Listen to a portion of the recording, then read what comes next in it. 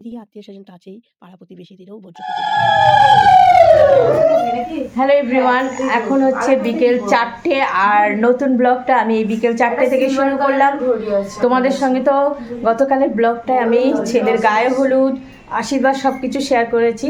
আজকে নতুন ব্লগটা বিকেল 4টে থেকে শুরু করলাম। তো এখন চলে এসেছি, মানে আমাদের তো দুপুরে খাওয়া দাওয়া শেষ হয়ে গেছে। এই যে সবার সঙ্গে এসছি, তত্ত্বে আমাদের লিস্ট যে লেখা হয়েছে নাম্বারিং করা হয়েছে, কিন্তু মানে কার কোনটা সেটা এখনো লেখা হয়নি। মানে যা তত্ত্বের সূচিপত্রটা এখন তাড়াহুড়া করে করা হচ্ছে। আর এই যে এখানে তত্ত্বগুলো, কারণ আজকে তো বিয়েতে যাওয়ার সময় তত্ত্বগুলো নিয়ে যেতে হবে। এটাও পিসি আর 7 নম্বরটা কারো 7 নম্বর দিদিমা। ছোট পিসি বলছি পিসি কেমন ছোট বড় গুলো সাজানো একটা তত্ত্বে, যে পানগুলো দেখো বরযাত্রী যাওয়ার জন্য সাজুগুজু হয়ে গেছে। মামন আবার এই ড্রেসটা পরবি কিনা আমাকে দেখালো, আমি বললাম এই ড্রেসটাই পরবি। মেয়ের বাড়ি তত্ত্ব পাঠানোর জন্য সব সাজানো হয়েছে। এইখানে চলে এসেছে রেডি হয়ে আমার ছোট মাসি, টালিগঞ্জ থাকে, মেসে চলে এসেছে। বুঝতেই তো পারছো, বরযাত্রী যাবে যারা দূরে থাকে তারা তো একটু তাড়াতাড়ি আসে। এই যে এদিকে মাসিদের জন্য আমি সবাইকে একটা করে তাঁতের শাড়ি দিয়েছি, আমার মাসিদের, আমার মানে হাজব্যান্ডের মাসিদের, পিসিদের, এরকম সবাইকে একটা ছোট্ট উপহার দিয়েছি। সেগুলো আজকে সবাইকে দিয়ে দিলাম। এটা হচ্ছে সেজ মাসি শাশুড়ি, খুব সুন্দর করে সেজেছে। আর এদিকে মামুনকে ওই যে ওর বান্ধবীটা দেখো কি সুন্দর করে সাজিয়ে দিচ্ছে। তোরটা কি দিয়েছিস? কোনো অনুষ্ঠানে আমি নাচি সাজার জন্য, আর এখন সবাই সাজে আমি দেখছি। না কিনলেও সাজা যায়।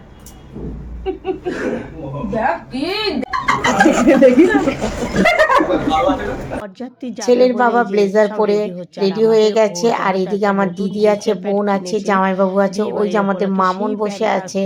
মানে সবাই তো সবার সাজে ব্যস্ত, কে কিরকম সাজবে।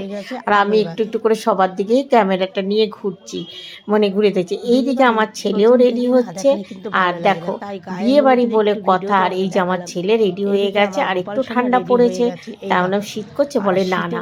আর পাঞ্জাবিটা এই যে এটা তো কিছুক্ষণ পরা থাকবে, তারপর তো মেয়ের বাড়ি যখন যাবে, মেয়ের বাড়ির পোশাকেই তো বিয়ে হয়। তা এখন এই যে রেডি হচ্ছে। আমি বললাম চন্দন দিয়ে সাজবি না, বলে না মা। এখানে আমার মাসিরা মানে প্রত্যেকটা ঘরে যে যেদিক দিয়ে পাচ্ছে, আমার বাড়ি 3তলায় রুম খালি রেখে দিয়েছিলাম, নিচেও রুম খালি রেখেছিলাম। তারপরে আমাদের এই দিকের ঘর, ওই দিকের ঘর সব দেখো না সাজুগুজু। আমার মাকেও বোন দেখো না সাজুগুজু করাচ্ছে। এদিকে আমার ভাইয়ের ছেলে, এদিকে আমাদের বাবু রেডি হয়েছে, মানে সবাই।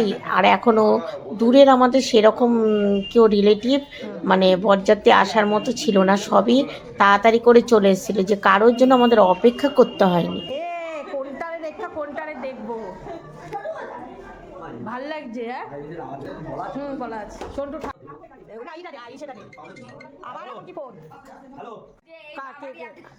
বাচ্চা মেয়ে 14 বছরের বাচ্চা মেয়ে বাবা। আশেপাশে প্রতিবেশীরাও রেডি হয়ে সব নিচে রয়েছে।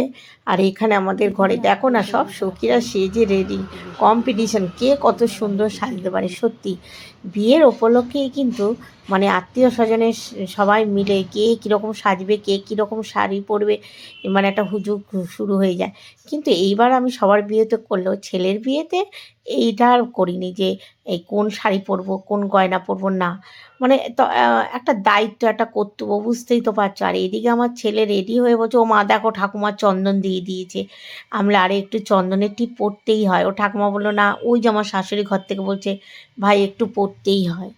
এদিকে সেজ পিসি শাশুড়ি মানে কাছেই থাকে, উনি আবার ওনার 3 ছেলের বউ, তারপরে হচ্ছে নাতি নাতনি, মোটামুটি 120 জনের মতো আমাদের বরযাত্রী ছিল। এখানে আমার ভাইয়ের বউ, এই দেখো। আর এইখানে যে ছোট ননদ সবাই এখনও রেডি হচ্ছে। বললাম না ঘরগুলো সব খালি রেখেছিলাম, রুম অনেকগুলো রুমই বাড়িতে খালি ছিল।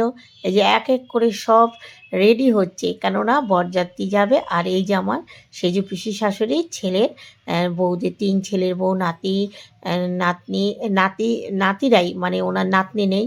তার সবাইকে বললাম চলো ঘরে চলো। আর কি ঘরে যাবে, এই তো এক্ষুনি বর রেডি হচ্ছে, বরের সঙ্গেই তো বেরোতে হবে।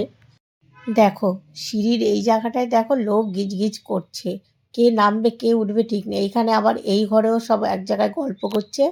এবার কিছু রিচুয়াল আছে, যে রিচুয়ালটা আর এখানে তত্ত্ব নামানো হচ্ছে, পাশের বাড়ি যাও তত্ত্বগুলো নামিয়ে নিচ্ছে।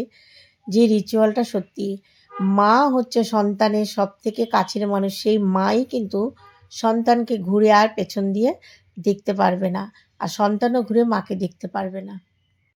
যুগ যুগান্তরের নিয়ম যেটা হয়ে আসছে সেটা আমার ক্ষেত্রেও কি বাদ যাবে? ছেলে ঠাকুর ঘরে ঢুকে নমস্কার করলো ঠাকুরকে, এইবার দুটো পা মেলে আমার বসতে হচ্ছে। পায়ের ওপর ছেলে এই যে বসছে। তবে অনেকে এই নিয়মটা মানে, অনেকে আবার যারা মানে না, কিন্তু আমরা এইভাবেই নিয়মটা পালন করেছি। কি বলতো, একটা মঙ্গল অমঙ্গলের ব্যাপার থাকে না, মায়ের মন তো, সবাই যেটা বলে সেইভাবেই পালন করলে সন্তানের যাতে মঙ্গল হয় সেটাই চায় সব মায়েরা। এক্ষেত্রে অন্যথা করিনি, পা মিলে বসে ছেলেকে বসিয়েছি আর মিষ্টি জল দিচ্ছি। ছেলে আবার ঠিক করে বসছে না, বলছে ও মা তোমার তো ব্যথা লাগবে। আমি বলছি আরে না, তুই ঠিক করে বস। দেখো, দেখে তো বুঝতেই পারছো আলগা করে বসেছে। আর আমার মা রিচুয়ালটা বলে দিচ্ছে যে জল মিষ্টি খাইয়ে ছেলেকে বলছে, আমি হাসছি, আমার মা বলছে বল ভাই যে মা তোমার জন্য দাসী আনতে যাচ্ছি। তারপরে ওই হাতটা দিয়ে অসুবিধা হচ্ছিল বলে আবার এই দিক দিয়ে বা হাত দিয়েই প্রদীপের শীষটা দিয়ে দিলাম। আর বলল মা যে বল ভাই মা তোমার জন্য দাসী আনতে যাচ্ছি। কিন্তু আমার বাবু কিন্তু, এই দেখো আমি হেসে দিয়েছি, বাবু বলেছিল মা তোমার জন্য বৌমা আনতে যাচ্ছি।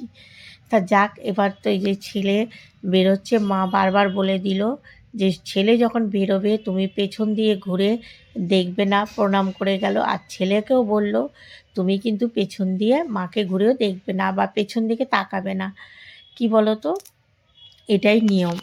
বেরোনোর সময় ছেলে বারবার করে আমাকে বলে গেছে ও মা তুমি কিন্তু বিয়েতে যাবেই, আমার ওখানে বিয়ে হয়ে যাবে তারপরে কিন্তু উপস্থিত হবে তুমি, বারবার করেও বলে গেছে।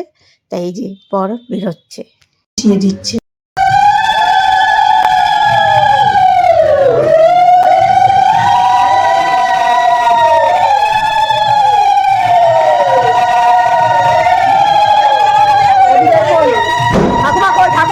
ছেলে বিয়ে করতে বেরোলো, কিন্তু কিসে করে আমার ছেলে বিয়ে করতে গেল সেটা দেখার জন্য নেক্সট ভিডিওটা দেখতে হবে। আজকের ব্লগটা তাহলে এখানেই শেষ করছি। সবাই ভালো থেকো, সুস্থ থেকো।